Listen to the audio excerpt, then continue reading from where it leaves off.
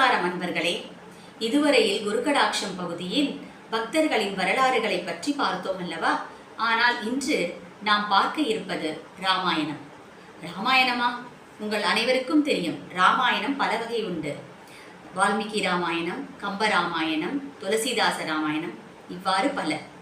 ஆனால் இன்று திருமதி சித்ரா அவர்கள் வேற ஒரு ராமாயணத்தை பற்றி தங்களுக்கு விவரிக்க உள்ளார். அது என்ன ராமாயணம் தெரியுமா? ஞானானந்த ராமாயணம். வாருங்கள் கேட்போமா, புதுமையாக அதில் என்ன உள்ளது என்று. தயாபாத்திரம் ஞான வைராக்கிய பூஷணம் ஸ்ரீ வெங்கடநாதார்த்திய வந்தே வேதாந்த தேசிகம் லக்ஷ்மிநாத சமாரபியாம் நாதயாமு நமஸ்தேவாம் அஸ்தமாச்சாரிய பர்யக்தம் வந்தே குரு பரம்பராம் வந்தே பத்மகராம் பிரசன்ன வதனாம் சௌபாக்கியதாம் பாக்கியதாம் அஸ்தாபியா அபயப்பிரதாம் மணிகளே நானாவித பூஷிதாம் பக்தாபியா அபயப்பிரதாம் மணிகளே நானாவித பூஷிதாம் வார்ச்சவே பங்கஜ பக்த நிதியுக்தம் சதாசக்தி सरस्च नयने सरोजहस्ते धवलतनां सुगन्धमाल्ये शोभे भगवते हरिवल्लभे मनोक्ते त्रिभुवनि भूतगति प्रसीद मह्यं. நமஸ்காரம். இப்போ நம்ம இங்கே எல்லா ராமாயணம் கேள்விப்பட்டிருப்பீங்க. துளசி ராமாயணம், கம்பராமாயணம், வால்மீகி ராமாயணம் அத்தனையும் கேள்விப்பட்டிருப்பீங்க. ஆனால் நீங்கள் கேள்விப்படாத ஒரு ராமாயணம் எது அப்படின்னா, இப்போ நம்ம சொல்கிற ஞானானந்த ராமாயணம். இதை சொன்னவர் நம்ம ஹரிதாஸ்கிரி சுவாமி இதை சொல்லியிருக்காரு. இவர் ஒரு வித்தியாசமான கண்ணோட்டத்தில் ராமாயணத்தை பார்க்குறாரு. எப்படி பார்க்குறாரு அப்படிங்கிறத நிறைய பேருக்கு தசரத மகாராஜருக்கு எப்படி கல்யாணம் 3 மனைவி வந்தா அப்படிங்கிறது நமக்கு தெரியவே தெரியாது இல்லையா? ஸோ அதுலேருந்து அவர் ஆரம்பிக்கிறார் ஞானானந்த ராமாயணத்தை. இது ரொம்ப இன்ட்ரெஸ்டிங்காகவும் வித்தியாசமாகவும், இது எல்லா ராமாயணம் மாதிரி இல்லாத ஒரு புது கண்ணோட்டத்தோடு இருக்கும். பார்க்கலாமா? சரி, நான் அப்பயே சொன்னேன் தெரியுமா, தசரத மகாராஜாவுக்கு அப்போ கல்யாணம் ஆகலை. ஆமாம், அதுக்கப்புறம் தான் 3 கல்யாணம் ஆகுறது. அந்த 3 கல்யாணம் எந்த நிர்பந்தத்தில் ஆகுறது அப்படிங்கிறத நம்ம பார்க்கணும். இதை பார்க்கறதுக்கு முன்னாடி நம்ம ஃபஸ்ட்டு நம்ம பரசுராமர் அவரை பற்றி தெரிஞ்சுக்கணும். அவர் பரசுராமர் ஜபத்தக்னி அப்படின்னு மகரிஷிக்கு 100 குழந்தைங்க பிள்ளைங்க, அதில் கடைசி குழந்தை தான் நம்ம பரசுராமர். அவர் சாக்ஷாத் நாராயணரோட அம்சமாகவே பிறந்தார். அப்போ ஒரு நாள் என்ன ஆச்சுன்னா, அவருடைய மனைவி பேர் ரேணுகா அப்படின்னு பேர். இன்னைக்கு நம்ம வழிபாடுற ஒரு அம்பாள் மாரியம்மான்னு சொல்கிறோம் இல்லையா? இப்போ பிற்காலத்தில் அவள் தான் மாரியம்மாவை ஆக போகிறான். எப்படி ஆறா அப்படிங்கிறது நம்ம பார்க்கலாம்.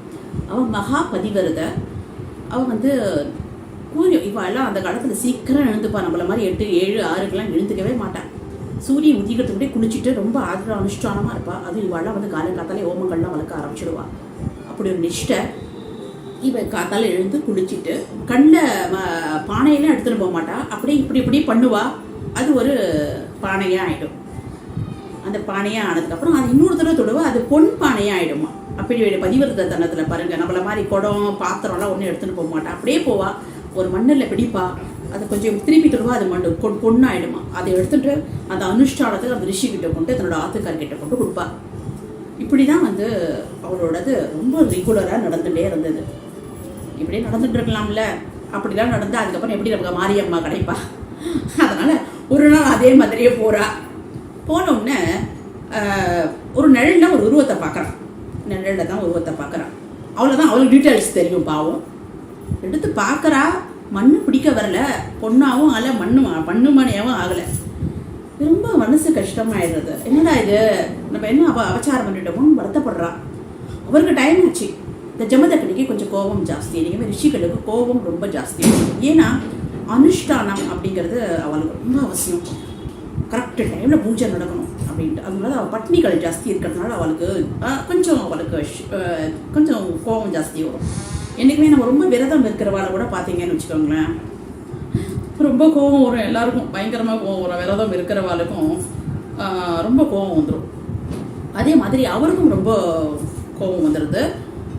இன்னும் மனைவியை இன்னும் காணலை அப்படின்னதுக்கப்புறம் அவரால் டென்ஷனை சுத்தமாக அடக்கவே முடியல. அப்புறம் ஞான திருஷ்டியில் பார்க்குறாரு. இவருக்குள்ள ஒரு ஞான திருஷ்டி என்ன அப்படின்னு பார்த்தா, இவாள் ஒரு ஞான திருஷ்டி நம்ம டிவி வச்சுருக்கோம் இல்லையா, அதே மாதிரி அவர் டிவி இருக்கா அவளுக்கு இங்கே ஒரு கண்ணை அப்படின்னா அந்த டிவி கரெக்டாக தெரியும். ஆனால் ஜமதகினி டிவியில் என்ன தெரிஞ்சதுன்னா, நம்ம ரேணுகா அம்மாவுக்கு தெரியாத ஒரு டிவி தெரிஞ்சது. என்னன்னு கேட்டால், மேலே போனவர் கார்த்தியா விஜயர்ஜன் அப்படிங்கிறதும் தெரிஞ்சு போச்சு. அவர் வந்து 1000 கை அப்படின்னு சொல்லிட்டு இருக்கா. அவர் தத்தாத்திரேயரோட பூரண ஒரு கடாட்சம் பெற்றவர் நம்ம கார்த்தியா விஜயர்ஜன். ரொம்ப திமிர, ஏற்கனவே ராஜாக்கள் அந்த காலத்தில் ரொம்ப பவர் இருந்ததுனாலே மதிக்க மாட்டா. அந்த மாதிரி ஒரு லிஸ்டான பராக்கிரமசாலி. எல்லாத்துக்கும் மேலே நம்ம அதித்திக்கும் நம்ம அனுஷியாவுக்கும் பிறந்த தத்தாத்திரேயரோட அனுகிரகம் பெற்றவர். ஏன்னா அவர் உபசரிச்சுட்டு அப்படி இருக்கிறவர். அவர் அவர் அவர் போகும்போது போகிற போக்கில் நம்ம அனுஷியாவை தீர்த்தா மாட்டுறதை பார்த்துட்டு போயிருக்கார் போல இருக்கு. பாவம் நம்ம இவளுக்கு ரேணுகா போகிறத பார்த்துட்டு இருக்கா போல இருக்கு. ரேணுகா பரமேஸ்வருக்கு தெரியல அது. நான் ஜமதகினிக்கு தெரிஞ்சு போச்சு. ஒரே கோவம். 99 பசங்களை கூப்பிட்றாரு. எனக்கு இனிமேல் உங்கள் அம்மா கிட்ட வாழவே வேண்டாம், நீங்கள் வந்து உங்கள் அம்மா வந்து கொண்டு விடுங்க, தலையை சீவிடுவாங்கன்றார். ஆர்டர் பண்ணுறாரு. அவளை எப்படி கொள்ளுவாப்பா, எங்கள் அம்மா என்ன தான் தப்பு பண்ணாங்க, இல்லை உங்கள் அம்மா வந்து பதிவிரதத்தனம் எடுத்து இதில் நிழலை யாரோ போகிறத நிழலையை பார்த்துட்டா, அதனால அவளுக்கு பிடிக்க வரல மண்ணு.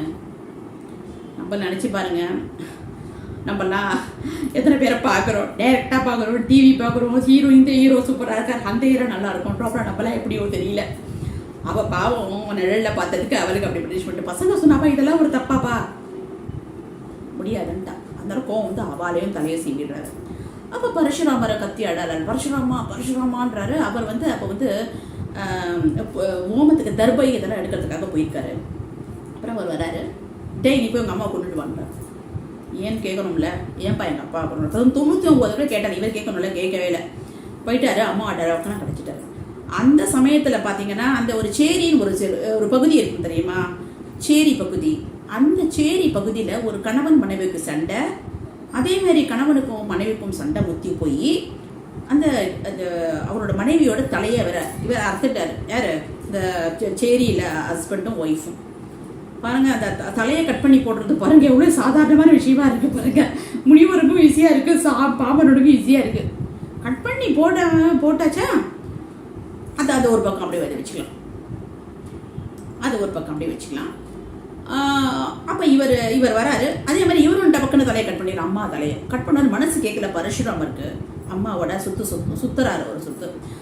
அப்புறம் அந்த தலை கேட்குறது, கண்ணா எதுக்குப்பா என்னை சுத்துற, அம்மா என்னை மன்னிச்சிடுமா, எனக்கு வேறு வழி தெரியலம்மா, ஏன்னா தந்தை சொல்மிக்க மந்திரம் இல்லை அப்படின்ற மாதிரி அப்பா சொல்கிறது நான் கேட்காது எப்படிமா இருக்கிறது. சொன்னோம். அப்படியே எதுக்கிட்ட அழற, நீ தாண்டா என் பையன், நான் 100 பையனை பெற்றா கூட அதை 99 என் பையன் இல்லை, நீ தாண்டா என் பையன், அப்பா சொன்ன பட்சதான் கேட்கணும் அப்படின்னு சொல்லிட்டு இவர் போயிடுறாரு.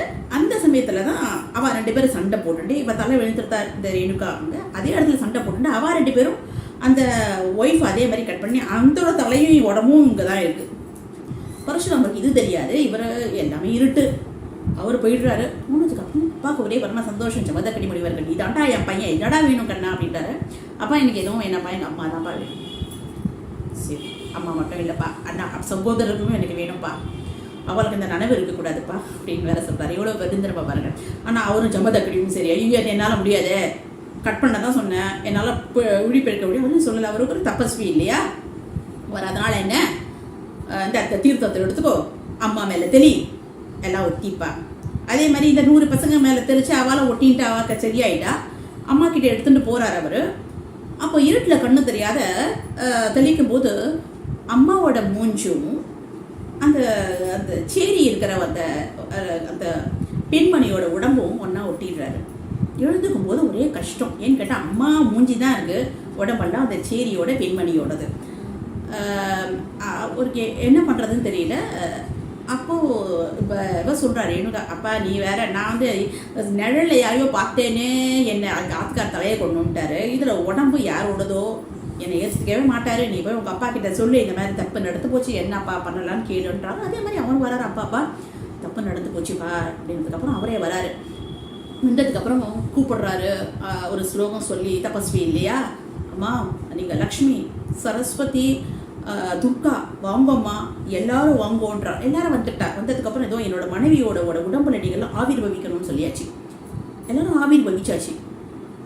போயிட்டதுக்கப்புறம் அவர் சொல்கிறார், ஜமதகினி, ரேணுகா இந்த பாரு, இனிமே வந்து நீ தான் இந்த எல்லை காக்கிற அம்மனா நீ தான் ஆகணும். இந்த எல்லாருக்கும், இந்த சேரி மக்கள்களுக்கும் எல்லாருக்கும் நீ ஒரு அம்மனாக இருந்து ஒரு வழிபடணும். உனக்கு தான் எல்லாருமே படைப்பா. அந்த கூழ், இந்த வேப்பலை, உனக்கு வேப்பலை இதை சாத்தி உனக்கு கூழ் படைச்சி உனக்கு ரொம்ப அபிமானமாக எல்லாமே இருப்பா. நீ அவளுக்கெல்லாம் ஒரு கண் கண்ட தெய்வமாக நீ இருக்கணும் அப்படின்னு சொல்கிறாரு. ஆசீர்வாதம் பண்ணி அமைச்சிருக்காரு ஆத்துக்காரு மனைவியை, ரேணுகா பரமேஸ்வரியை. அங்கேயே அவர் கோவில் கொண்டு இருக்கா. இப்போ கூட நம்ம இந்த முண்டகனி அம்மன் சொல்லி மயிலாப்பூரில் சொல்கிறோம் இல்லையா, அவள் சாக்ஷாத் ரேணுகா பரமேஸ்வரின்னு சொல்கிறா. ஏன்னா அவள் தான் வைஷ்ணவி விஷ்ணு ரூபிணி அப்படின்னு சொல்கிறா. ஏன்னா அது பரசுராமரும் ஒரு பெருமாள் தானே, அவரோட அப்போ பையன் தானே. ஸோ அதனால் இப்படி தான் அப்படின்னு சொல்லி சொல்கிறா. முண்டகனி அம்மன் மயிலாப்பூரில் இருக்கிறவ தான் ரேணுகா பரமேஸ்வரி சாக்ஷாத்துன்னு சொல்கிறா. ஆனால் அவள் பரமசக்தி, அதில் எந்த ஒரு இதுவும் கிடையாது. ஸோ இப்படி இருக்குது. இதுக்கப்புறம் நம்ம ஜமதக்னிக்கு வாழ பிடிக்கலை, தன்னோட சரீரத்தை விடணும்னு நினைக்கும் பொழுது அதுக்கு முன்னாடி ஒரு சம்பவம் நடந்திருக்கு. என்ன சம்பவம்னா, ஜமதக்னி என்ன பண்ணுறாரு, அப்போ ரேணுகா பரமேஸ்வரன்லாம் இருக்கிற பொழுது, ரேணுகா அம்மாலாம் இருக்கிற பொழுது சாப்பிட வரோம், விருந்து வைக்கிறாரு. இது எல்லாரும் விருந்து சாப்பிட்டோமா அந்த ராஜா போனமான்னு இருக்கவே மாட்டான். ஆரம்ப நாள்லேருந்து விருந்து சாப்பிட்டு இந்த விஸ்வாமித்தர் அப்படி தானே பண்ணார். இந்த மாதிரி எல்லாருமே சாப்பிட்டுட்டு அந்த பக்கவசும் எனக்கு இருக்கணும்னு சொல்லி அவராவது கேட்டார் ஃபார்மாலிட்டிக்கு. இவர் கேட்கல, பிடிச்சி இழுத்துன்னு போகிறாரு. ஆனால் ஜமதக்னியார் எதுவும் பண்ண முடியல. இத்தனைக்கு பரசுராமர் எவ்வளோ எடுத்து சொல்கிறாரு, அவர் கேட்குற மாதிரி இல்லை, வேறு வழியில் அவர் சம்ஹாரம் பண்ணுற மாதிரி வந்துடுது. கார்த்திகை விஜயாச்சரன் கோடாளியாலேயே பரசுராமர் கடும் சண்டை போட்டு சம்ஹாரம் பண்ணிடுறாரு. இதனால கோவப்பட்டு பசங்கள்லாம் ரொம்ப குருவிட்டு இருக்கேன். கார்த்திகை வீராஜோட பசங்கள்லாம் ரொம்ப சக்திமான அவளும் அப்படியே கருவிட்டு இருக்கா. எப்படி இந்த மாதிரி இந்த பரசுராமரை பழிக்கு பழி வாங்கணும் அப்படின்னு சொல்லிட்டு, அப்போ நம்ம ஜமதக்னி அப்போ நிஷ்டையில் இருக்கார் இல்லையா, தன் உயிரை விட்டுருக்கணும். ரேணுகா பரமேஸ்வரன் அவரால் இருக்க முடியல. அப்படி இருக்கும்போது அவரோட தலையை கட் பண்ணிடுறாவா. அப்போ இது இந்த அம்பாள் அந்த கோவிலில் இருக்கல்ல, அவள் கட்சின்னு அழகா ராமா ராமா அப்பாவை காப்பாத்துன்னு. அப்போ அவருக்கு செம்ம கோவம் வந்துடுது. உடனே கோவப்படாதுன்னு சொல்லாரு. இத்தனைக்கும் அவருக்கு சொல்ற கோவப்படாது, இது எப்படி கோவப்படாது எப்படி இருக்க முடியும், நான் என்ன பண்ணுறேன் பாரு, இந்த சத்திரியர்களுக்கெல்லாம் ரொம்ப திமிர, பிராமணர்களை ரொம்ப அவமானப்படுத்துறா, இனிமேல்ட்டு சத்திரியர்களே இருக்கக்கூடாது அப்படின்னு சொல்லிட்டு ஒரே வரார் கோவிலுக்கு வந்தார். அப்போ ரேணுகா பரமேஸ்வரி கிட்ட அவர் கோவிலில் சத்தியம் பண்ணுறாரு. 21 தலைமுறை பூண்டோட அழிச்சு போடுறான் ராஜாக்கள். அப்போ ரேணுகா பரமேஸ்வரி சொல்கிறா, அப்படிலாம் சொல்லாத பண்ணில, நான் பிரதிஜை பண்ணிட்டேன். சரி பிரதிஜை பண்ணு, ஆனால் கல்யாணம் ஆகி 1 வருஷம் கூட ஆகலை, அந்த தலை அந்த மாங்கல்யத்தோட கலர் கூட மாறாத இருக்கும்.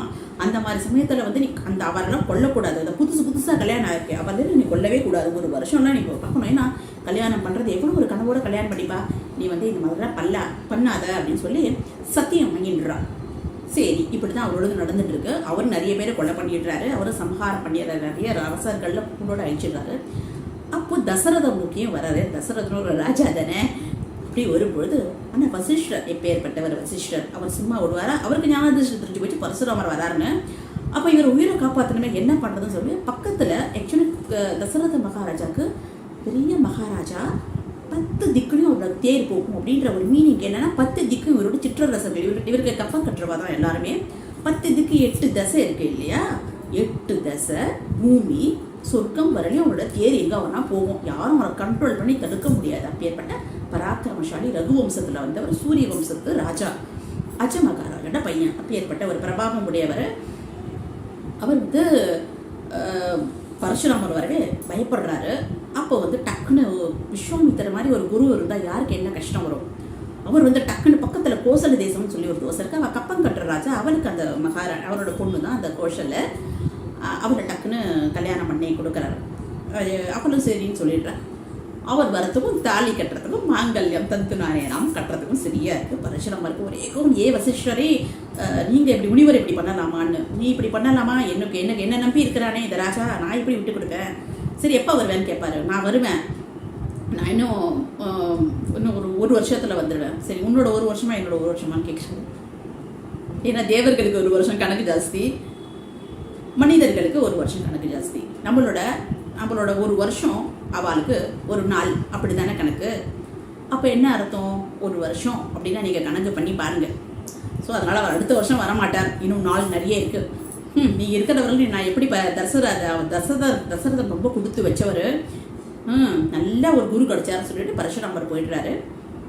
திருப்பி வராரு. அந்த நாள் முடிஞ்சிடுது. அந்த அந்த கணக்கு ஏன்னா அந்த காலத்தில் ராஜாக்கள் வந்து 100 வருஷம்லாம் சொல்கிறோம் இல்லையா, அதனால் 11,000 வருஷம் 25,000 வருஷம் இப்படிலாம் ஆண்டான்னு சொல்லணும் தெரியுமா. அவங்களுக்கு வயசுகள் ரொம்ப ஜாஸ்தி. இப்போ கலியுகத்தில் தான் வயசோட கம்மியாகிடுது. இன்னும் ரொம்ப வயசு ரொம்ப நீண்ட காலம் இருந்தால் வயசு ஜாஸ்தி இருந்தது. அவர் மறுபடியும் வரும்போது பக்கத்தில் அந்த சுமித்ரா அந்த தேசத்து ராஜாவை கல்யாணம் பண்ணிக்கிறாரு. இது பரசுராமர் ஓடி வந்துடுறாரு. ஓடி வந்து நான் ஒத்துக்க மாட்டேன், ஏன்னா வந்து 2வது கல்யாணம் பாருங்க, 2வது கல்யாணம் அப்பயே அலோடு இல்லையா, ராஜாவாக இருந்தால் கூடன்னு சொல்கிறான் இந்த ஞானானந்த ராமாயணத்தில். ஏன்னா முதல் மனைவி வந்து மரிச்சு போது அவரோட கையிலாலே பில்லு வாங்கி கொடுத்து முதல் மனைவி கிட்ட சாஸ்திரங்களில் தான் ஸ்லோகம் பண்ணி கொடுக்கணும். அதாவது நான் வந்து இனிமேல்ட்டு 2வது மனைவி மூலம் ஆவியில் வெறிச்சு என்னோட கடமையை ஆற்றுவேன்ற மாதிரி ஒரு இதெல்லாம் இருக்கான்.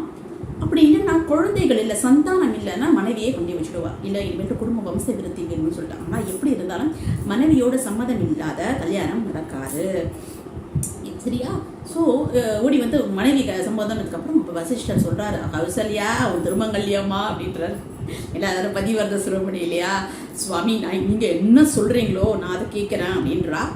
நீயே தாலி எடுத்து கொடுத்தால அவளே எடுத்து கொடுக்குறா. 2வது கல்யாணம் எடுத்து இப்படி இருக்கும்போது 2 கல்யாணம் ஆயும் ஒரே ஒரு குழந்தை மட்டும் இல்லை. அப்படி இருக்கும் பொழுது தான் நம்ம தசரத மகாராஜாவுக்கு ஒரு சப்த வேதி, அவருக்கு அஸ்திரம் சஸ்திரம் எல்லா விதையும் தெரியுமே மகாராஜா இல்லையா. இதில் சப்த வேதின்னு எக்ஸ்ட்ரா வேற தெரியும். அந்த சப்த வேதி மந்திரம் என்னன்னா, எங்கேயாவது வந்து சத்தம் கேட்டுதுன்னு வச்சுக்கோங்களேன், அந்த சத்தத்தை பார்த்து அடித்தாலே அந்த உயிர் போயிடும் வாழ்க்கை. சப்த வேதின்னு பேர் இதுக்கு தான். இது அவருக்கு தெரிஞ்சிருக்கு. இது சாபமா வரமா அப்படிங்கிறத நம்ம அப்புறம் தான் புரிஞ்சுக்கணும். ஏன்னா ஒரு சில விஷயங்கள்லாம் நமக்கு தெரிஞ்சுக்கிறது ஒரு பெரிய சாபமாக இருக்கும். ஒரு சில விஷயத்தில் பாப்பா தசரத மகாராஜுக்கு அந்த மாதிரி அவர் வேட்டையாட போகிறாரு. வேட்டையாட போகும்பொழுது எதுவுமே விலங்குகள் கிடைக்கல. அதனால் வந்த பரிவாரங்களை அமைச்சிட்டு இவர் மட்டும் ஒரு இடத்துக்கு நான் ஏதாவது எடுத்துகிட்டு வருவேன்னு சொல்லிட்டு ஒரு இடத்துக்கு வரும்பொழுது ஒரு சலச்சலம் சத்தம் கேட்குறது. அப்போ தான் அங்கே வந்து ஒரு பையன் ஸ்ரவணன், ஒரு 12 வயசு பையன் அப்பா அம்மாவுக்கு தீர்த்தம் ஜலம் எடுத்துன்னு வரதுக்காக சும்ப பண்ணுறான். குடு குடு குடுன்னு தண்ணி. அந்த சத்தத்தை கேட்டு அது வாணு தான் தண்ணி குடிக்கிறதுன்னு நினச்சி பின்பக்கம் சத்தம் கேட்கறது. அடிக்கணும்னா அந்த குழந்தையோட உயிர் போயிடுறது. ரொம்ப வருத்தப்பட, ஐயோ எனக்கு யாரும் விரோதி இல்லையே, என்னை யார் அடித்தான்னு கேட்கும்பொழுது பயந்துட்டார். ஐயோ தர்மிஷ்டர், நான் சொன்னேனே ராஜாக்கள்னா தர்மிஷ்டர்கள், ஐயோ என்னை மன்னிச்சிடுப்பான் நான் தசரத மகாராஜா. ஐயோ நான் உங்களை பக்கம் தான் வரேன், ஏன்னா எங்கள் அப்பா அம்மாவுக்கு கண்ணு தெரியாது, உங்ககிட்ட வந்து ஏதாவது உதவி கிட்ட அவளுக்கு ஒரு நல்ல சௌகரியம் பண்ணி கொடுக்கலாம்னு நினைக்கும் போது இந்த மாதிரி ஆயிடுதே. அவர் பாவம் இவர்கிட்ட வரணும்னு தான் அவள் அப்பாவும் வாஷம் வந்திருக்காரு. அவள் அப்பாவுக்கு தண்ணி தச்சாலும் வேணும்னவே எடுத்துகிட்டு வந்திருக்காரு பாவம். நீங்கள் முதல்ல எங்கள் அப்பாவுக்கு ஜலம் கொடுங்க, அதுக்கு நீங்கள் எடுத்து விட்டு போயிடுங்க, ரொம்ப வலிக்கிறதுன்றாரு. ஐயோ நான் என்னப்பா பண்ணுவேன், நீங்கள் கவலைப்படாதீங்க, நீங்கள் தெரிஞ்சா பண்ணீங்க, பரவாயில்ல எங்கள் அப்பாவுக்கு முதல்ல தண்ணி கொடுக்கணும். அந்த பையன் அவ்வளோ சமத்தாக பேசுகிறான் பாவம். உடனே எடுத்து விட்டதுக்கப்புறம் அந்த பையனோட உயிர் போயிடுறது. ஓடி வராரு. இந்த அப்பா கத்துறாரு, அப்பா ஏன்பா ரொம்ப நேரம் ஆச்சு, வர சத்தம் கேட்கறது, பேசுன்றாரு. பேச முடியல, பயப்படுறாரு. அப்புறமா பேசுப்பா, எம்எல்ஏ என்ன போகும் அப்படின்னு சொல்கிற வாயத்திற்கு தசரத மகாராஜா திறக்கிற, நான் தான் இந்த சப்தவேதி பண்ணி உங்கள் பையனை வந்து நான் கொண்டுட்டேன் அப்படின்னு சொன்னதுக்கப்புறம் என்ன பண்ணுறது அலறாரு பாவம். சரி எனக்கு இனிமேல்ட்டு நீங்கள் என் கூட வரங்க, நான் உங்களை வச்சுக்கிறேன்றாரு. என்கிட்ட நான் எப்படி ஆசிரமம்ல என் பையன் எனக்கு எப்படி சேவை பண்ணுறான், நான் எப்படி உங்ககிட்ட வருவேன், சரி பரவாயில்ல, எனக்கும் என்னோட மனைவி வேறு இருக்குது, அவளுக்கும் கண்டு தெரியாது, இவருக்கும் கண்டு தெரியாது, வயசானவர் வேற, எனக்கு தீ மூடிடு, நாங்கள் குதிச்சிடுவோம் ப்ளீஸ், இந்த உபகாரமாவது பண்ணவேன். மனசு எவ்வளோ சோகமான சந்தர்ப்பம் பாருங்கள். தீ முதிச்சு மனைவி குதிச்சுட்டா. அப்போ ஸ்ரவணன் போகிறாரு வண்டி இதில் புஷ்பக விமானத்தில். அப்பா அம்மாவுக்கு சேவை பண்ணால் ஸ்ரவண லோகத்துக்கு கண்டிப்பாக போகலான்னு சொல்கிறான். ஏன்னா அந்த அப்பா அம்மாவுக்கு சேவை பண்ணுறது பெருமாள் ரொம்ப குஷிப்படுத்துகிற மாதிரி இல்லையா. அதனால் அந்த குழந்தை அவள் கண்ணு எதிர்க்க அந்த லோகத்துக்கு போகிறது, அது வைகுண்டத்துக்கு ஒரு ஈக்குவலான ஒரு பதத்தை சொல்கிறான். ஸ்ரவண லோகம்ன்றது ஏன்னா அப்பா அம்மாவை தானே கண்கண்ட பிரத்யக்ஷ தெய்வம், நம்மளை காப்பாற்றுறதுக்குன்னு சொல்லி அப்பா அம்மாவை தானே பெருமாள் சிருஷ்டி பண்ணியிருக்காரு இல்லையா. அப்பா அம்மா நம்மளை எப்படியெல்லாம் காப்பாற்றுறா இல்லையா. ஸோ அதனால் அந்த நன்றி கடனோட அப்பா அம்மாவை கடைசி வரலையும் வச்சுக்கிறவாளுக்கு ஒரு லோகம் இருக்குது. அவர் போகிறார், யாவோ மனைவியும் குதிச்சுட்டா. இவர் குதிக்கும் போது சும்மா குதிக்க வேண்டியது தானே. ஒரு மரம் பறிக்கிற தசரத மகாராஜாவை குதிச்சுட்டு என்ன சொல்கிறாரு, நான் பண்ணுற புத்திர சோகத்தோடு தான் நீ சாகணும்னு சொல்லி குடிச்சிடுறாரு. உயிரை நீ பிராணம் தியாகம் பண்ணும்போது உனக்கு புத்திர சோகத்தோடய பண்ணுவேன், எப்படி பக்குன்னு இருக்கும். அது வயிறு எரிஞ்சு கொடுத்தா சாதாரணமாகவே எல்லாம் ஒன்றும் இல்லாததுக்கெல்லாம் தியாகம் பண்ணுறது, வயிறு சாபம் வலிக்காதியா இருக்கும், மனசு கஷ்டமாயிடுது. அப்போ இவரோட தேர் வந்து கைகேய தேசத்துக்கு போகுது. கைகேய தேசத்தில் கைகேய மன்னன் ஜோசியம் பிரமாதமாக பார்ப்பாரு, எல்லாமே தெரியும் அவருக்கு. இப்போ பஞ்சாப் அப்படின்னு சொல்கிறான், பாகிஸ்தான் பஞ்சாப்னு சொல்கிறா, அது அவ்வளவா தெரியல. அந்த தேர் அங்கே போகிறது. அப்போன்னு பார்த்து இவன் வந்து விளையாடிட்டு இருக்கா கைகேயி. அவளுக்கு 16-16 வயசு, ரொம்ப அழகு. நிஜமாவே அவளை சொல்லும்போது ரொம்ப அழகுன்னு சொல்கிறா. ஏன்னா பஞ்சாப்பு நல்லா கேட்கணுமா, ரொம்ப அழகாம். 18-17 வயசு தான் இருக்கும். அவன் பந்து விளையாடுறது சோதனையாக பார்த்து அந்த பந்து வந்து தசரத மகாராஜா வந்திருக்கிற அங்கே போய் விழுந்து டப்புன்னு ஓடி வராரு. இவரை பார்த்தவொடனே ஒரு மனசு லயிச்சிடுறாரு. அவ்வளோ அழகு, இவருக்கே வயசாகிடுது பாருங்க, வயசானவர் பாருங்க, அவளை பார்த்து பிரமிச்சு போயிடுறாரு. கேட்கறவனே அவர் கேட்குறா, மன்னிச்சுட்டு போ, யாருன்னு கேட்குறா. நான் தசரத மகாராஜா அப்படின்னு சொல்கிறாரு. நீ யாருன்னு கேட்காரு. நான் தான் இந்த இளவரசி அப்படின்னு சொல்கிறாரு. ரொம்ப அழகாக இருக்கா பார்க்குறதுக்கு. அதுக்கப்புறம் சரி, அதுக்கப்புறம் ஏன் எங்கள் மூஞ்சி சோகமாக இருக்குன்னு கேட்குறா. அப்போ இவர் சொல்கிறார், நான் வந்து ஒரு சாபத்தை வாங்கிட்டேம்மா, சப்தவேதின்னு ஒரு அஸ்திரம் எனக்கு தெரியும், அதை பயன்படுத்தி ஒரு ரிஷிகுமாரில் நான் கொண்டுட்டேம்மா, எனக்கு சாபம் வந்துடுது, புத்திர சோகம் சொல்கிறா, எனக்கு மனசு கஷ்டமாக இருக்குமான்னு இவர்கிட்ட சொல்கிறாரு. அப்போ அவள் சொல்கிறா, அப்பா சொன்னார் நீங்கள் தசரத மகாராஜன்னு உங்களுக்கு குழந்தை இல்லைன்னு சொன்னாலே அப்படின்னு சொல்லி சிரிக்கிற, சந்தோஷம் தானே அப்படின்னு சொல்லிட்டு, என்னம்மா நான் சாபம் வாங்குறேன்னு நீ எதாவது சொல்கிறேன், பின்ன உங்களுக்கு புத்திரன் பிறந்தா தானே புத்திர சோகம் வரதுக்கு ஃபஸ்ட்டு நீங்கள் ஒரு அப்பான்னு கூப்பிடத்துக்கு உங்களுக்கு ஒரு பையன் பிறக்கும்ல, அதுக்கு ஃபஸ்ட்டு சந்தோஷப்படுங்க அப்படின்றா. அந்த கண்ணோட்டம் ரொம்ப பிடிச்சிருந்தது. இன்றைக்குமே ஒரு வித்தியாசமான கண்ணோட்டம்ங்கிறது எல்லாருக்கும் பிடிக்கும். எல்லாரும் பார்க்குற மாதிரி பார்க்காத சந்தோஷப்படுறது. ஒரு டக்கு நிமிஷம் நினைச்சாரு, எனக்கு தான் 2 ராணி இருக்கா, ஏன்னா 2 ராணி பாரு இவ்வளோ கிடையாது பாவம், இந்த கைக்கு போர்லாம் கூட பண்ண தெரியும், ஒரு ஆம்பளை மாதிரி அவ, அழகுக்கு அழகு, ஆம்பளைக்கு ஆம்பளை அவ நினச்சி பார்க்குறாரு. இப்படி ஒரு பொண்ணு ஒன்று இருந்ததுன்னா நம்ம மனசு கஷ்டமாக இருக்கும்போது இவகிட்ட ஏதாவது சொன்னால் நம்மளை பாசிட்டிவாக பண்ணுவான்னு கிழவர் அவர் நினைக்கிறாரு. ஆனால் மனசு அவர்கிட்ட பறி கொடுத்துறாரு. இவர்கிட்ட இது சொன்னதுலேருந்து என்ன ஆச்சுன்னு தெரியல, ரொம்ப அழகாக இருக்கம்மா, அழகாகவும் பேசுகிற அப்படின்னு சொல்லிட்டு அப்பாவை பார்க்க அப்பாவை பார்க்கணுமே, இல்லை நான் பார்க்க மாட்டேன், வேலை முடிஞ்சுன்னு சொல்லி திரும்பிடுறாரு. இதுவும் வசிஷ்டருக்கு ஞான திருஷ்டியில் தெரிஞ்சிடுது. மகாராஜாவை பார்த்து கேட்குறாரு, என்ன உன்னோட மூஞ்சி பிரகாசமாக இருக்குது, சோகமாகவும் இருக்கு, என்ன விசேஷம்னு கேட்குறாரு. உங்களுக்கு தெரியாதா சாமின்றாரு. தெரியும், நீ இவர்கிட்ட ரிஷிக்கிட்ட சாபத்தை வாங்கிட்ட, கைகையும் நீ பார்த்த அப்படின்னு சொன்னார். அப்போ பரசுராமர் 3rd டைமாக வர்றாரு. என்ன பண்ணுறது, ஏடி புடி கம்பி மறுபடியும் கேகே தேசத்துக்கு தான் போகிறது. போனதுக்கப்புறம் அவள் அப்பா பொண்ணு வாசலில் நிற்கிறா. சொல்கிறாரு, இந்த தசரதனை காப்பாற்றணும், பரசுராமர் வராரு 3வது டைமாக, முதல்ல கல்யாணம் பண்ணணும், வான் வழியாக வராரு, டைம் இல்லை, டக்குன்னு மாங்கல்யம் இதிலே வச்சுருக்காரு, புடி தீர்த்தத்துக்கு இல்லை, இந்த கமண்டல தீர்த்தம் இதுவே தாராவாத்துக்கணும்னு சொல்லி கப்பு உடனே அவருக்கு பயப்படுறாரு. சுவாமி சாபம் விட்டுறாதீங்க, என் பொண்ணு ரொம்ப சின்ன பொண்ணு, ஒரு வார்த்தை கேட்கணுன்றாரு. அந்த பொண்ணுகிட்ட கேட்குறாரு, என்னம்மா என்ன சொல்கிறேன்னு கேட்குறாரு. எனக்கு குரு சொல்லிட்டதுக்கு அப்புறம் எனக்கு என்ன கவலைன்றா. அந்த நிமிஷத்தை அவர் எடுத்த டிசிஷன் பாருங்க, அப்படி சந்தோஷமாயிடுறாரு அந்த வசிஷ்டர். உடனே வசிஷ்டர் என்ன, பிரம்மாவோட மனசு புத்திரராச்சே, மனசு மகள் தான், என்ன ஆகாதம்மா, உனக்கு பறக்க போகிற பையன் பகவானுக்கு இணையாக இருப்பாம்மா, உலகம் இருக்கிறவர்களையும் பகவானுக்கு இணையாக ஒரு பகவத் உத்தமனா இணையாக இருப்பான். அப்படி ஒரு பகவானை பற்றி பேசும்போதெல்லாம் ராமரை பற்றி பேசும்போது பரதனும் வந்துருவார். அப்பேற்பட்ட ஒரு உத்தம பையன் உனக்கு பறப்பான் அப்படின்னு சொல்லி ஆசீர்வாதம் பண்ணிடுறார். குரு கடாட்சம் டாபிக் வந்துருத்தா. குருவோட கடாட்சம் தான் என்ன நடக்காது. பரதனை பற்றி தெரியுமா, பரத ஆழ்வார் இல்லாத ராமாயணம் ஏது. அப்பேற்பட்ட பக்திசாலியான ஒரு பெத்த ஒரு குடுப்பனை நம்ம கைக்கு இருந்திருக்கு. இல்லைன்னா யாருக்கும் அந்த மாதிரி ஒரு பரதன் ஒரு பையன் பறப்பான் சொல்லுங்க. சந்தோஷம். நல்லபடியாக கல்யாணம் ஆகிடுறது. வழக்கம் போல திருப்பி குழந்தை இல்லை. வசிஷ்டர்கிட்ட கேட்குறாரு, நான் அஸ்வமேத யாகம் பண்ணிட்டான்னு கேட்குறாரு. உடனே வசிஷ்டருக்கு, அஸ்வமேத யாகம் யார் பண்ணுறா, இந்திரனுக்கு தான், இந்திரபதிக்கு தான் அஸ்வமேத யாகம் பண்ணுவா, உன்னை இந்திரனே நாளைக்கு தேடி வர போகிறானே, நீ புத்திர காமேஸ்வரி யாகம் பண்ணுன்றாரு. உடனே என்ன சொல்கிறேன், ஆமாம் அப்படின்னு சொல்லும் பொழுது இந்திரன் வராரு. வந்துட்டு சம்பகாசுரன் அப்படின்ற ஒரு அசுரன் தொல்லை தாங்க முடியல. நான் பிரம்மாவை முன்னிட்டு நான் பெருமாள் கிட்டையும் எல்லாம் போனோம். கடைசியில் சொல்லிட்டாரு, பிரம்மாசுரன் அந்த சம்பகாசுரன் வந்து அழியறதுன்றது தலையில எங்க, அவனோட சாவு எங்க கையில கிடையாது, அது வந்து நம்ம தசரத மகாராஜா கையில தான் இருக்குன்னு சொல்லுவாரு. உன்னதே வந்திருக்கும். எந்த காலத்துல பெருமை, அசுரர்களையும் நம்ம மனுஷர்களோட ராஜா அழிப்பார் அப்படிங்கிறது. உடனே போறாரு, சண்டை போடுறாரு. சண்டை போடும்போது வெளியில வரும்போது இவ வேற பொம்மநாட்டி நல்ல போர் பயிற்சி எடுத்துன்னு நின்றுட்டு இருக்கா. யாருன்னு கேட்கும்போது வசிஷ்டர் சார் நீயே போய் பாருன்றாரு. பார்த்தா கைகை அவர் சொல்கிறா, என்ன நீங்கள் சாமானியமாக நினச்சிட்டீங்களா, நான் ஒரே பொண்ணாக இருந்தால் கூட எங்கள் அப்பா எனக்கு அஸ்திரம் சஸ்திரம் எல்லாம் விதையெல்லாம் சொல்லி கொடுத்துருக்கா, நான் தேர் ரொம்ப நல்லா ஓட்டுவேன் அப்படின்றது. அந்த காலத்தில் தேர் ஓட்டுற முன்னு யாருன்னு கேட்டால், ஒன்று நம்ம கைகை, இன்னொன்று சத்யபாமா, இன்னொன்று சுபத்ரா. கிருஷ்ணன் சாமர்த்தியமாக சொல்லிவிடுவார் சுபத்ராவை. அர்ஜுனன் தான் கடத்தின்னு போறாரு. கிருஷ்ணன் சொல்லிடுவாரு, சுபத்ரா நீ ஓட்டிட்டு போடுவாரு. ஏன்னா பார்க்கறவா சொன்னல, அர்ஜுனன் ஒன்றும் கடத்தின்னு போல, சுபத்ரா தான் ஓட்டிட்டு போனான்னு சொல்லணும்ல. அதனால இந்த மாதிரி எல்லாம் நடக்கும். பின்னாடி மகாபாரதத்தை நம்ம பார்க்கலாம். எதுக்கு சொல்ல வரேன்னா, இவெல்லாம் நல்லா சூப்பராக ஓடுவா, தேர் ஓடுறதுல பெரிய நிபுணர்கள். இவர் சரி மறுக்க முடியல, அழைச்சிட்டு போனாரு. அதே மாதிரி சண்டை நல்லா விக்கிரகமாக நடக்கிறது. அப்போ என்ன பண்ணுறான் சும்பகாசனன், இவரோட அச்சாணியில் போட்டு அப்போ போட்டுடுறான். அந்த அச்சாணி கீழே விழுந்துருது. ஆனால் இது வந்து தசரத மகாராஜுக்கு தெரியல. அச்சாணி விழுந்தா என்ன ஆகும், தேரோட சக்கரம் கீழே விழும். தேர் சக்கரம் விழுந்தா தசரதர் கீழே விழுந்துருவாரு. தசரதர் கீழே விழுந்தா அடிக்கிறதுக்கு ரொம்ப வசதியாக இருக்கும்.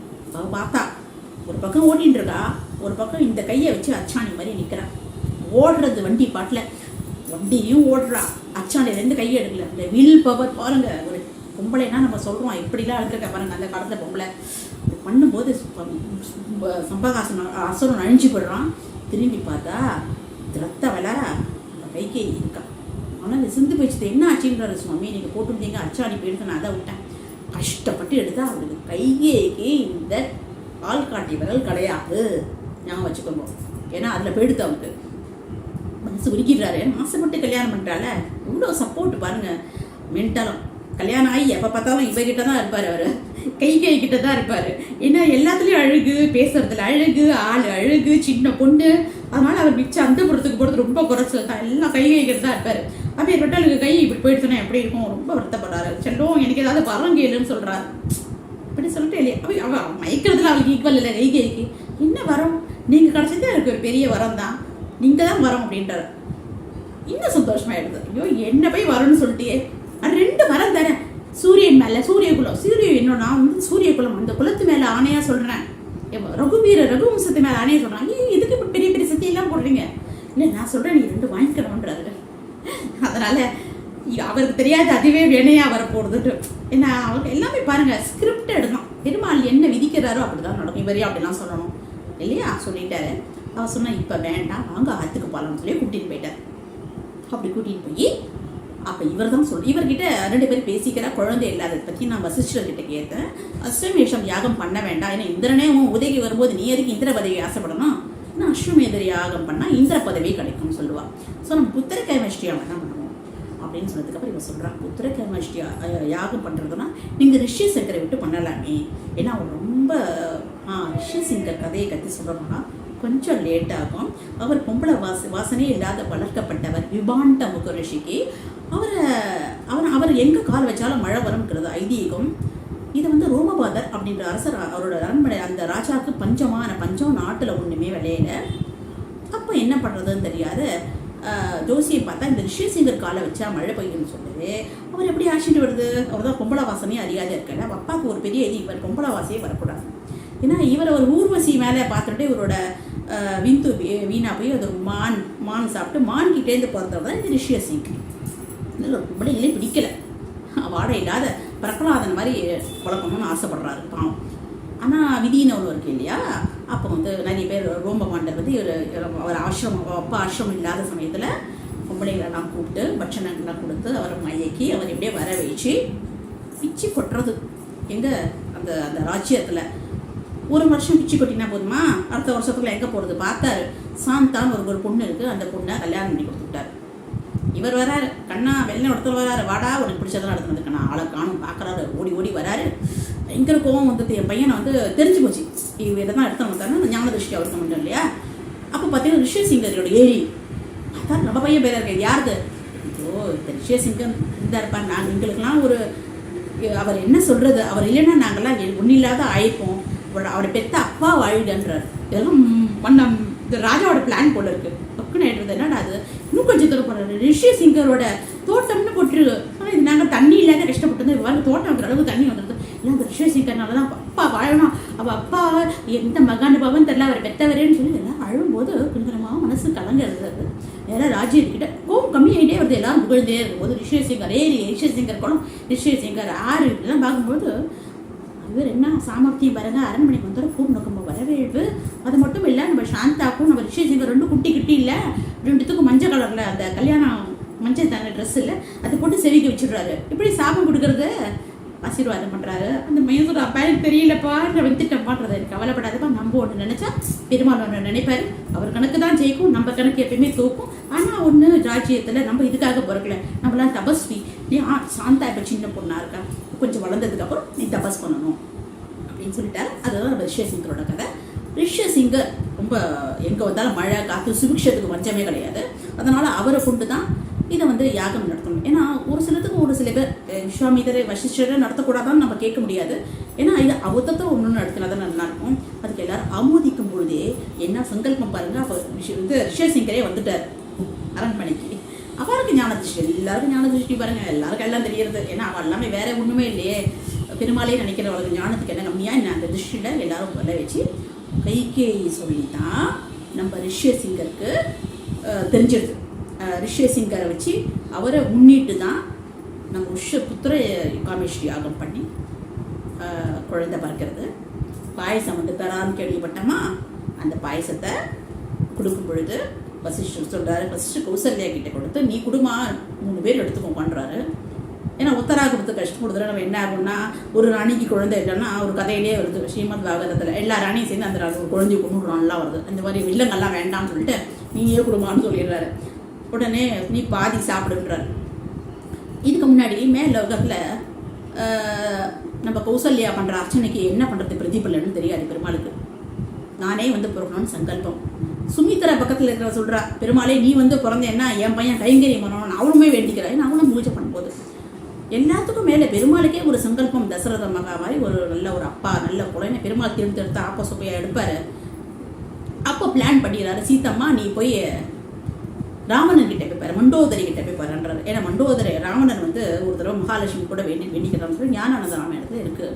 ஸோ மண்டோதரிக்கு தான் சீத்தை பிறக்கிறா. அதுக்கப்புறம் அந்த குழந்தை பிறக்கிற நேரம் சரியில்லைன்னு சொல்லி அதை கர்ணன் எப்படி கட்டினாலோ அதே மாதிரி அதை கட்டி விட்டுடுறேன். அது வந்து அப்போ மிதிலாவில் போய் ஏறி விடும்போது ஜனக மகாராஜனுக்கு கிடைக்கிறது நமக்கு தெரிஞ்சிருக்கு இல்லையா. நான் ஆக்சுவலாக அதாவது மண்டோதரியோட பொண்ணு சீத்தை அப்படின்னு சொல்லி ஞானானந்த ராமாயணம் நமக்கு சொல்கிறது.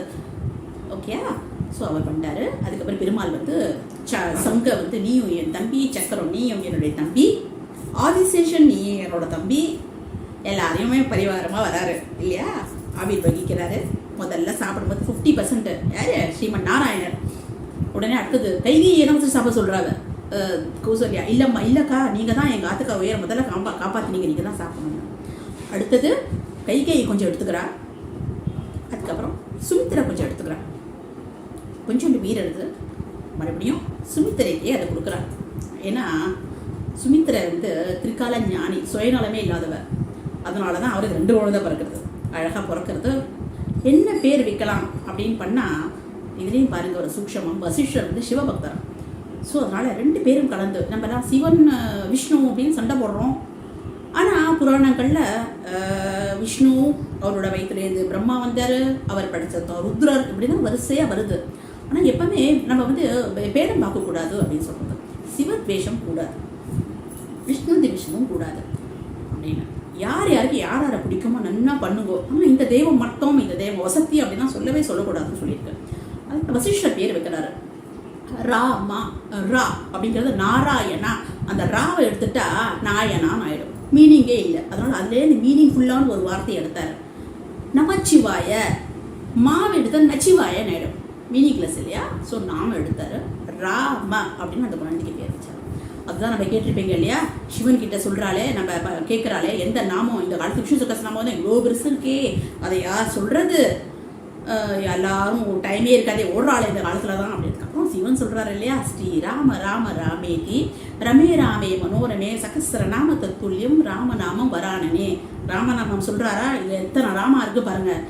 இந்த ராமம் நாமத்தை சொன்னாலே ஆயுசு, விருத்தி, சுபிக்ஷம் எல்லாமே. ராமான்னு வாய் பேச்சுன்னு சொன்னால் பாவங்கள்லாம் பசிக்க போகிறது. நம்ம நாம மகிமைன்னு ஒன்று போட்டுட்டு இருந்தோம் தெரியுமா, அதில் சொல்லியிருக்கோம் பாருங்கள். ராமம் நாமத்துக்கு அப்படி ஒரு பவர் இருக்குது. அதனால தான் அந்த குழந்தைக்கு அந்த பேர் வச்சார். இதோட இந்த ராணாரேத்த ராமாயணம் முடிகிறது. இதுக்கு என்னென்னா, இந்த கடைசியில் வரும்போது ராமரை வந்து காட்டுக்கு அமிச்சான்னு சொல்லுவோம் தெரியுமா. அது ஏன்னு கேட்டால் அந்த கைகேய அரசர் வந்து நான் ஜோசியர்னு சொன்னேன் தெரியுமா, இந்த பொண்ணுக்கும் அது தெரியுமா. இப்போ இருக்கிற தற்கால காலகட்டத்தில் இந்த பட்டாபிஷேகம்லாம் நடக்கும் பொழுது என்னென்னா, அந்த காலகட்டத்தில் ஆட்சிக்கு அந்த ஆட்சியோட சேருக்கு கெட்டனர் யார் உட்காந்தாலும் போயிடுவான்னு. அந்த சமயத்தில் தான் அவர் ராமர் உட்காட்டி வைக்கணும்னு நினைக்கிறேன். ஆனால் அது தசரதற்கு நிஜமாவே தெரியாது. ஏன்னா வயசாகிட்டுன்னு பையனுக்கு பண்ணலான்னு பார்க்குறாரு. அந்த சமயத்தில் தான் இவர் என்ன பண்ணுறாருன்னா, நம்ம பையனை உட்காந்து வைக்கிறார், நம்ம பையனுக்கு ஆனாலும் பரவாயில்ல அப்படின்னு சொல்லிட்டு அவன் அந்த முடிவு எடுக்கிற கைகேயி. ஆனால் அவரோட நல்ல குணமும் அந்த குரு கடாட்சமும் பாதுகை தான் அலசாரது. நம்ம பார்த்தோம் இல்லையா. இல்லையா, பாதுகா அரசாளும் போது யாருக்கு என்ன ஆபத்து வரப்போகிறது, அந்த மாதிரி ஆயிடுது நல்ல குணத்துக்கு. அது மட்டும் இல்லாத எல்லாரும் கரிச்சு கொட்டும் போது பரத்வாஜர் சொல்கிறாரு, நம்ம கைகேயி அப்படி சொல்லாத, அவளால் தான் ஒரு பெரிய அரக்க கூட்டமே அழிய போகிறது, அவள் நல்லதுக்கு தான் எல்லாம் அனுப்புகிறா, அவள் தான் ஒரு காரிய காரணமாக இருப்பா, அவளை எதுவுமே சொல்லாதீங்கன்னு. கைகேயி இல்லைன்னா ராமர் காட்டுக்கு வந்திருக்க மாட்டார், ராமனும் அழிஞ்சிருக்க மாட்டான் இல்லையா. தேவர்களுக்கு ரொம்ப தொல்லை கொடுத்தவர் தானே. இதெல்லாம் ஒரு லிங்க் கதை. நம்ம சும்மா சொல்லும்போது கைகேயி அமைச்சிட்டோம்னு சொல்லுவானா, உண்மையிலே பார்த்தா கைகேயி அவ்வளோ பழி பாவத்தையும் ஏற்றுண்டு நல்லது தான் பண்ணியிருக்கா அப்படிங்கிறத ஞானானந்த ராமாயணம் நமக்கு நல்லா சொல்கிறது. இது என்னென்னா வித்தியாசமான கண்ணோட்டத்தோட ஒரு ஞானானந்த ராமாயணத்துக்கு ஃபுல்லாக இல்லை, கைகேயியோட பிரபாவத்தை தான் அது சொல்கிற மாதிரி அமையிறது. ஒரு பொண்ணுன்னா எப்படி இருக்கணும் அப்படின்னா, மதிநுட்பமாக இருக்கணும், ரொம்ப அழகாக இருக்கணும், வீரமாக இருக்கணும், என்ன எதுக்கும் எதிர்த்து போராடணும், கணவனுக்கு அனுசரணையாக இருக்கணும். அதே மாதிரி ராமர்கிட்டையும் ரொம்ப அன்பாக தான் இருந்தார். ராமருக்கும் அவரை ரொம்ப பிடிக்கும், நமக்கு ராமாயணத்தையே பிடிச்சிருக்கும். ஸோ இந்த மாதிரி நிறைய பிரபாவத்தோடு இருக்கிற நம்ம கைகேயை பற்றி பார்த்தோம். இது கைகேயை பற்றி சொல்கிறோம், கண்டிப்பாக ராமருக்கும் ரொம்ப பிடிச்சிருக்கும்னு நினைக்கிறேன். ஸோ ரொம்ப சந்தோஷம். நம்மளும் ஸ்ரீராம ராம ராமேதி ரமே ராமே மனோரமே சகசராம சத்துல்யம் ராமநாமம் வரானனே அப்படின்னு சொல்லி இதை முடிச்சுப்போம். ஜெய் ஸ்ரீமன் நாராயணா, ஜெய் ஸ்ரீமன் நாராயண். நமஸ்காரம்.